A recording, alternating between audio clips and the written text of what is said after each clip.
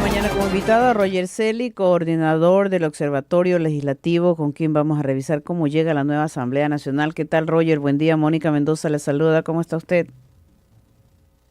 Muy buenos días, Mónica. Un gusto estar en este espacio. Gracias por la invitación. Gracias. Estamos a pocos días de que se instale la nueva Asamblea Nacional. ¿Cuál es su primer balance de este nuevo periodo legislativo, Roger?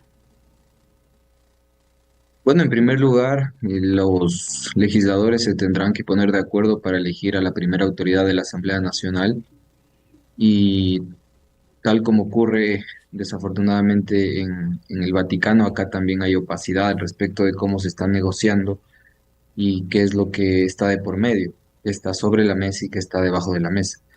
En todo caso, este 14 de mayo posiblemente tendremos sorpresas.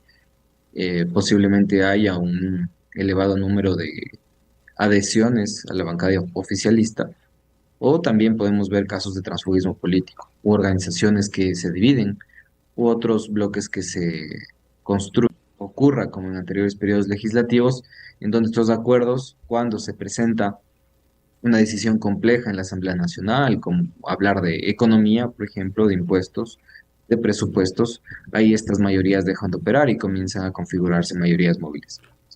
La expectativa es que esta Asamblea Nacional tenga una cara distinta a lo que ha presentado en los últimos periodos la legislatura en varias materias. Y ustedes conocen que hemos conversado de muchos problemas de gestión, muchos problemas de visión política e incluso muchos problemas de conexión ciudadana con esta institución que está llamada a garantizar nuestra democracia.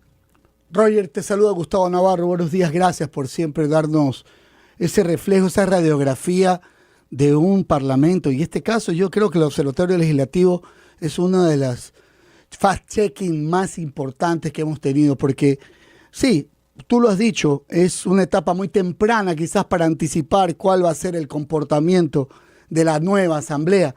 Todo el mundo promete, puede ser optimista, pero la realidad es que lo que buscan es una mayoría de votos para lograr ubicar las comisiones y todo lo demás. Pero ahí viene una pregunta, que ustedes siempre tienen esa información. ¿Cuál es esa mochila de pendientes de toda de eso que dejaron postergado? Porque la asamblea que se va, o la que algunas partes de reelecta, ha sido muy lenta para lo que importa, pero rápida para lo que entorpece, para generar juicios políticos, para llamar a ministros, para crearle un aura a la fiscal general de la nación de los casos más complicados de corrupción, para llevar a Wilman Terán a hablar a la sede de la asamblea como que si fuera un mesías castigado. Pero ¿qué es lo que queda pendiente? ¿Qué es lo que esta asamblea no ha hecho que tendrá que complementar la nueva? Hola Gustavo. Bueno, en primer lugar, hacer lo que manda la Constitución. Ahora hablamos de una posible reforma total o parcial a la Constitución, pero después de 15 años, no solo esta legislatura, sino la mayoría de legislaturas que hemos tenido, nos dejaron pendientes temas fundamentales, como por ejemplo la prevención de los conflictos de interés y la regulación del lobby. Hoy en día, este país, como pocos en el mundo, no tiene una regulación para que los funcionarios públicos, sean ministros, sean secretarios, que tomen decisiones sobre lo público, sobre la administración pública y privilegien intereses particulares. No hay ningún tipo de regulación o sanción en materia de administración pública. Proyectos de ley al respecto de esta materia, alineados a la Convención de las Naciones Unidas contra la Corrupción, han existido, pero esta Asamblea Nacional ha hecho caso omiso a esas iniciativas. Un tema importante, político, institucional, que podría dar otro resultado a lo que vivimos como país. Luego tienes temas sociales importantes y es triste porque incluso se creó una comisión de la niñez y adolescencia, primero ocasional, luego permanente, y actualmente la Asamblea no ha logrado ponerse de acuerdo para aprobar el Código Orgánico de la Niñez y Adolescencia. El Código Orgánico de la Salud, tampoco hay un acuerdo. La ley de minería, por ejemplo, cuando en las noticias vemos que hay afectaciones en zonas de minería ilegal y vemos que hay un informe para segundo debate ya de hace 4 o 5 años, nos preguntamos y nos cuestionamos si realmente esta Asamblea Nacional está trabajando para el país o para el poder, que es distinto, y muchas veces para poderes oscuros y ocultos. Temas tan importantes como la fijación de límites territoriales internos, cuando se distribuyen recursos del Estado, muchas veces hay la duda de hasta qué sector, hasta qué zona están los límites territoriales internos del país y no hay una ley que los fije. Entonces, desafortunadamente, los datos nos muestran que esta legislatura, como las anteriores, se ha dedicado a aprobar reformas importantes, pero en su mayoría reformas parche de temas que podían considerarse como suntuarios y que finalmente, cuando se han aprobado estas normas, se han introducido temas muy de interés político y que finalmente terminan siendo vetados por el presidente de la República. Casi 20 vetos totales a leyes aprobadas por esta Asamblea. El resultado, y con esto termino, para la ciudadanía no es positivo. Es un resultado posiblemente negativo que llega tarde y que no topa temas fundamentales que necesita el país. Roger, si tuvieras que calificar, hablando a propósito de que estamos de regreso a clases, ¿qué calificación le pondrías a esta asamblea que se va? Bueno, Una nota. yo no pongo notas, yo presento datos, perdón, y la ciudadanía se encarga de poner esta calificación, pero desde mi punto de vista personal y muy ciudadano, esta asamblea sí nos queda debiendo en muchísimos temas, O Claro, sea, pero especialmente. cuando tú mencionas, por ejemplo, tenías ahí los proyectos de ley, las reformas que tenía pendientes, ¿cuánto de esa agenda cumplieron? En la presidencia de Henry Kronfle, 38%. En la Imagínate. presidencia de Viviana Veloz, hoy aprobaron una ley muy temprano, madrugaron como ajá. nunca, ya porque se están yendo, supongo, y avanzó un 35%. Supongo que con la ley que se aprobó ya Pero, avanzaron 37, esa- Roger, 38. pero ahí precisamente eso yo está, decía cuando leía la treinta y nota, siete por ciento, madrugaron hoy. Mónica. Pero, Mónica, 37% de lo que han 35 cumplido. dice. Ahí está la nota que Eso los es. asambleístas se imponen. tres Ajá. Sobre punto 10 siete ahí sobre está. 10. A ver, la calificación es 3.5 sobre 10, la de Viviana Veloz, 3.8 la de Henry Krofle sobre 10. Se quedaron de Sobre la año. agenda parlamentaria. No le den ni Exactamente. matrícula, a esos no se les da ni matrícula. Pero vamos a tener una asamblea con qué número de asambleístas Una reelectos vergüenza de la eso. actual, de los De 150. de los 151, al menos 80 legisladores han sido reelectos. 80 de la actual asamblea que termina con un 3.5 sobre 10. Roger, y lo que tú decías, hoy madrugaron, lo leí en el titular, a las 6 de la mañana se convocaron y hay una reforma al Código de la Democracia donde están haciendo una reducción de las sanciones a las infracciones electorales. No sé si han consultado con el CNE o con otros organismos que están aportando y que han sugerido cambios al Código de la Democracia. Y es lo que les decía hace un momento. Muchos de los proyectos de ley, pongámoslo en términos bastante concretos, se presentan proyectos de ley que tienen una apariencia de ser proyectos de ley que buscan solucionar algún problema país. Por ejemplo, Mm. el proyecto de ley que buscaba hacer una reforma a la justicia, ustedes recordarán, transparencia, mejor funcionamiento de la justicia, pero ahí incluyeron una reforma que buscaba dar licencia cuando los vocales de la judicatura tengan procesos de investigación en marcha, para que Ujú, no pierdan el cargo. Eso es un interés político, claro. partidista. Y así hay varias normas, por ejemplo, las reformas a la ley de servicio exterior, que incluyeron reformas para mejorar el servicio exterior, pero finalmente incluyeron una reducción de edad para que una persona logre ser embajadora a los 30 años en Estados Unidos. Y así podemos ver en cada norma que en las disposiciones, en la letra chiquita, se incluyen temas de interés político. Entonces ahora usted me dice, vamos a tratar nuevamente reformas a las reglas electorales.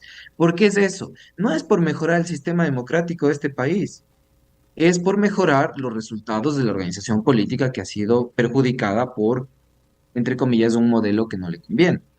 Claro. Entonces, desafortunadamente, la Asamblea Nacional ha interpuesto en muchas de las decisiones el interés político partidista sobre el interés público.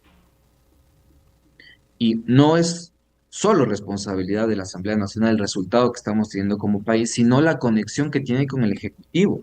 Por eso la nueva Asamblea, espero yo, tenga una mejor relación con el Ejecutivo y esas leyes, que no deben ser muchas, porque este país tiene muchísimas leyes, muchas de ellas inaplicables, sino las leyes importantes que se operativicen y se ejecuten. ¿De qué sirve que la Asamblea Nacional haya aprobado más de 7 normativas en materia de seguridad que son desatendidas por el Ejecutivo, que no son aplicables en muchos de los casos, que no contaron con un análisis presupuestario y que hoy en día seguimos teniendo básicamente los mismos niveles de criminalidad de inicios de año? Ujú. Entonces, les digo, 151 legisladores no son garantía de que las cosas mejoren. Si es que no se interpone al país, a Ecuador, ante el interés privado, particular, partidista y político, creo que podemos hablar de este tema 4 o 5 años más y la situación del país va a seguir siendo la misma. Ujú. Roger, lo que decías al inicio, es decir, lo avisoras que esta nueva mayoría se concrete con el transfugismo que tú mencionas, que es el cambio de camisetas o los camisetazos, comúnmente como se dice, y que no queden claros los acuerdos a los que se lleguen para estos cambios y esta nueva legislación, este nuevo periodo. Claro, porque, a ver, hay 19 legisladores que no pertenecen ni al uno ni al otro, una a la otra bancada, Ujú, ¿no? Tenemos 66 de ADN, arranca en la línea de meta, 66 de la Revolución Ciudadana, dado que perdió ya una legisladora, Mónica Salazar. Luego ujú. tenemos a 4 del Partido Social Cristiano que ya se han adherido a ADN, ahí tenemos 70 votos para ADN. Luego posiblemente los 4 independientes también se adhieran a ADN, con eso tienes 74 y te faltan 3 votos para lograr la mayoría necesaria, absoluta. ¿De dónde vamos a sacar esos 3 votos? Ahí tenemos nada más y nada menos que a Pachacutic y tenemos a una asambleísta y Revolución Ciudadana que no sabemos a dónde irá, porque no hay transparencia al respecto de hacia dónde apuntan nuestros legisladores independientes. Entonces, necesariamente algo deberá ocurrir en Pachacutic para que el oficialismo logre esos 77, o algo deberá ocurrir en la Revolución Ciudadana para que el oficialismo logre esos 77, y viceversa. Si sumamos a las 66 de la Revolución Ciudadana más los 9 de Pachacutic, le siguen faltando 2 o 3 legisladores para lograr la mayoría. Algo deberá pasar en las organizaciones políticas. Roger, Roger, yo siempre creo que tú tienes una visión amplia de todo lo que pase por la Asamblea. ¿Cómo tomas tú, que también has estado muy de cerca de esta situación del Consejo de Participación Ciudadana y de la renovación del Consejo de la Judicatura, que un asambleísta de ADN proponga un juicio político a Solanda Goyes? A ver, ahí hay un problema institucional amplio, integral, como tú bien dices. En primer lugar, el Consejo de Participación Ciudadana y Control Social ya debió renovar o proceder al concurso de renovación del Consejo de la Judicatura, que provocó también, o está provocando que no hayan jueces titulares en la Corte Nacional de Justicia. O sea, es una cadena. Si eso lo conectamos con el juicio político, vemos que hay una intención de que ya ir configurando un Consejo de la Judicatura a la medida, como suele suceder en este país. De fondo, ¿cuál es el problema? Es un Consejo de Participación Ciudadana con un poder que no le corresponde. Ok, Sí le corresponde constitucionalmente, pero legítimamente este poder le debería corresponder a la Asamblea Nacional. Y ahí hay un problema de fondo también.